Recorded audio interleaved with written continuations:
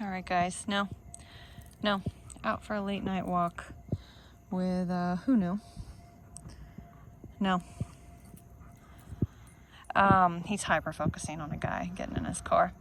It's been an entertaining night walk. So, I thought it would be a nice, relaxing walk. We'd just focus, on our obedience.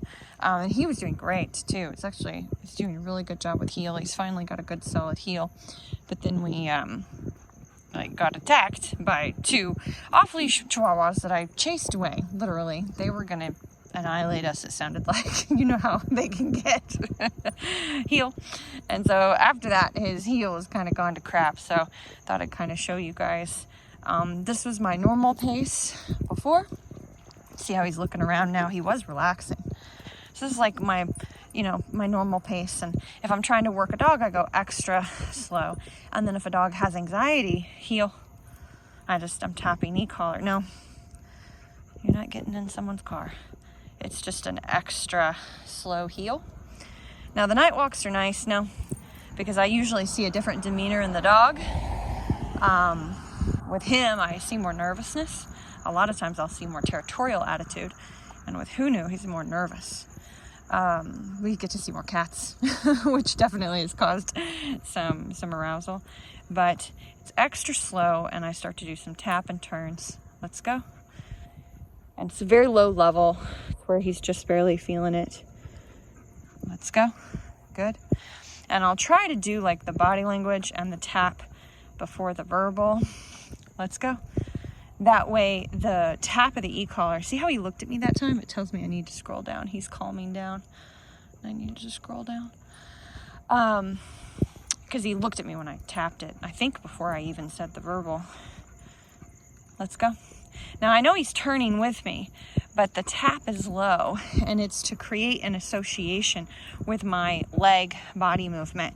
I'm conditioned. See, right there, I didn't even say anything. I just tapped and did the body language movement back. So it's like a rock back. Good boy. And then I switch directions. So it just gets him more in tune with what my legs are doing, associated with the e-collar, which can be very, very calming to a dog, depending on the situation, of course. Sit. Good. Heel. Now, if there's a squirrel right in front of him, it's obviously a higher level and it's a little bit different. If you spin too many times, you can actually amp them up. But there's nothing going on right now. We already passed the dogs, the guy getting in his car, haven't seen any cats since I put this on. And so those are one of the techniques that work. Another technique that works if a dog is really driving forward, he's not.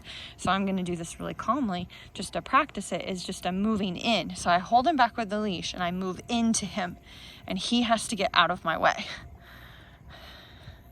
Good. There we go. Nice. Now he's just like stopped moving. He's like, what are you doing? And it's good for rear end awareness as well, to teach the dog to like twist their butt and just have more body understanding. But also if they're just this driving force, really pushing the heel after seeing something that gets them really excited or anxious, it can be really useful because you're literally cutting off their, see, look at him, look at me. He's like, what the heck?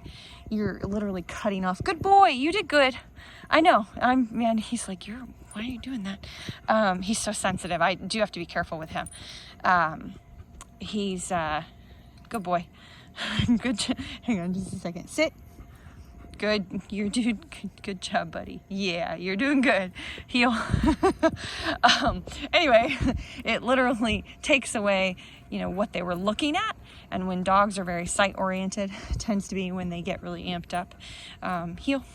Because they're only thinking with what they're seeing. That's why they become reactive and things like that. One of the reasons why, for instance, Joey, the dog that went home today, heel, when he first saw his family, he shut his nose off. So he didn't even realize it was them until he calmed down enough to start to use his nose.